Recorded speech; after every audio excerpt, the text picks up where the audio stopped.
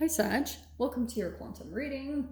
This is for Sagittarius, Sun, Moon, or Rising, and as always, welcome to my cross-watchers.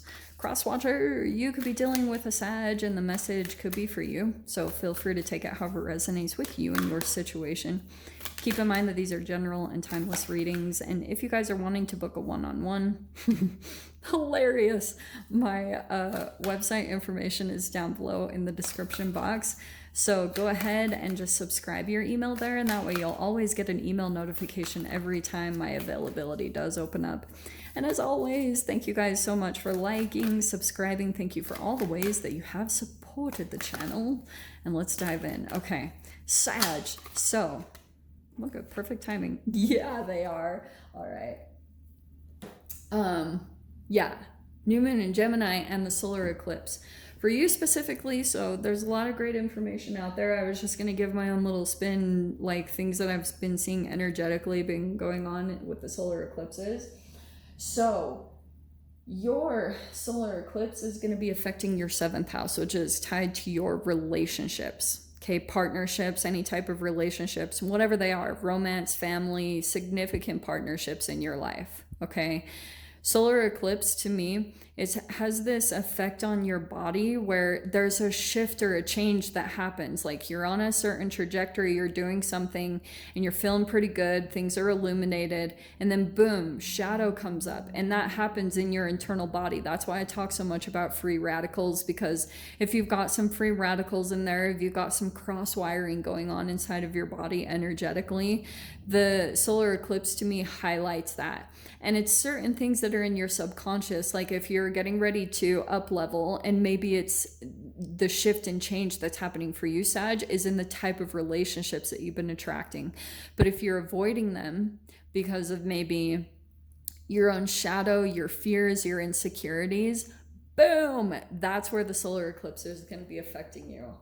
Okay, so your cards, this is why I was cracking up, because this is the new moon in Gemini. Communication is key.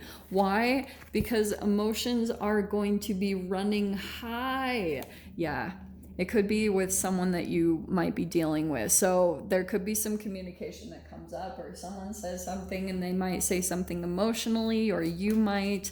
It's so funny, regret was on the bottom, but let me see what pops out specifically. Yeah, I feel like you're going to be communicating with a particular person. It's interesting. Wow. Wow. I am going to take that. Yeah, because yours is to focus on 7th house, relationships and partnerships. I am attracted to those people who serve my highest good. Yep. Okay.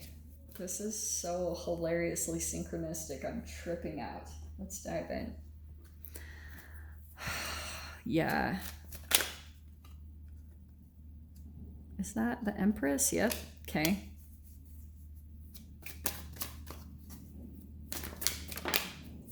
Oh, this is sad. Okay. There's been some type of a stalemate with a particular relationship in your life. Okay, there we go. Here we go. And I feel like with this person, it could be a mother, or it could be whoever this is. It's either your mother, or maybe this is a person that has their own children, or you're a mother, however this applies. There's the Empress. There's some Libra, Taurus energy. And it's interesting, that's Venus. Where's Venus hitting you? Venus is going to be in Cancer. It's going to be affecting you in your 8th house. Wow. Okay. So here's what's going on, all right? 8th house is about your transformation, and obviously transformation is going to come with shadow. So I feel like what's going to be highlighted for you, maybe in your relationships, is something, it's either literally your connection with your mother, or like that relationship is being highlighted in other random relationships. Like whatever that chemical combination was that got programmed into you, that's kind of playing out on the subconscious level. That's the shadow unconscious part. So, and I feel like what it's connected to is some type of huge disappointment, maybe even a little bit apathetic, because it's almost like 5 of Swords. You might start to see that a particular person reaches out to you, or you come into some type of relationship, or whatever happens here. it might be a stalemate, okay? I keep getting that. It's almost like there's a person that might want to win. Like, you know how we say these are mind games? But this is a particular person that whenever you guys like communicate with one another, you like get activated, because it's almost like Five of Swords to me, it can also be this whole conflict that you get into where you try to change one another. And that's what I think is kind of happening. Like it's a little bit of your control issues coming up, which are also tied in a shadow way to your own fears, because that's the core of everything, right? So something maybe is going on tied to your childhood that's coming up to the surface with all these energies. And Seven of Swords, okay. Yeah, oh, this is sad, okay. All right. So we have the Seven of Swords. I feel as though someone might be feeling taken advantage of, or that this doesn't even have to be a full, this can be lies or deceit, or it can just be a holding back something. You know, you could be communicating with someone of significance and you feel like they're holding something back. Like there's just like, you can't get to a depth of them through the communication.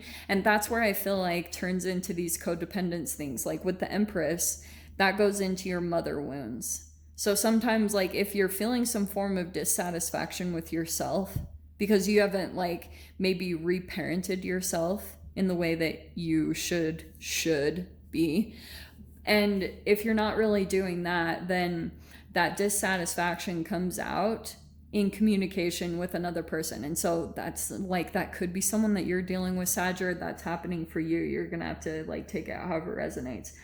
I'm just the messenger here. So interestingly, on this end here is the complete opposite card of the Seven of Swords, which is the Six of Pentacles and the Knight of Pentacles. It's almost like this relationship or something is requiring some type of even give and take, or some form of generosity. I feel like someone maybe even wants just some acknowledgement or something, that like if this person had helped you out, or to me, honestly, this feels like a gift. Or I'm not telling you guys you have to do that, but it feels as though like this generosity will go a long way. That's literally the message that I got there. Like some form of generosity or giving, or just even acknowledging some type of generosity. Even though there's all these issues here, it feels like this is what's going to get things moving forward. Because over here is like, boom, impasse, stalemate. But once your energy shifts in a way, is when the movement is going to come. Because it's like there's this love here, but there's like these regrets or some things. And I feel as though even for you, Sag, personally, like for you to maybe come to new love, new friendships, or new romances or something, it's like this Five of Cups, there's maybe some regrets or some disappointments or things like that. Or you could just be overlooking the positives that were happening to something challenging in your past. Like if you went through a really challenging time, and you know, like the Five of Cups and the Five of Swords, sometimes you can get into certain situations where you're feeling like, let's say you have to depend on someone for a time and you have a lot of issues with this person, because like when you two lock shadows, it's freaking like intense. You're just mirroring each other back and forth. And that can be very frustrating. And sometimes like it can even involve bringing in a third person. You see how there's 3 people in here? Sometimes that's maybe even what helped to break up a situation. I don't know.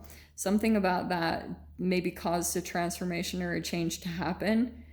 And I felt a little bit of ganging up energy, like a typical kind of scapegoat situation. There's new love that's coming in, but I feel as though you're either like like reckoning with the past, or you're maybe smoothing things over with a particular connection. And it could even just be your own internal process, whatever it is that you're needing to do. But I'm telling you, it's hitting your 7th house of relationships straight up. So like I said, you might have someone that makes an emotional comment, they see you, and maybe there's been a time that you guys haven't been connecting or something, that might be coming in. But it's like things are needing to be cleared up so you can move into some new love here. Okay, so okay, Sag, yeah, we'll dive into the extended. We'll see if there's any other messages that want to come out. So if you guys want to join me over there, of course, feel free. Go down below, click on the Vimeo link, and I'll see you over there. But Sag, if this is where we leave things, I'm sending you guys so much love, wishing you all the very best, and I'll see you in your next reading. Take care.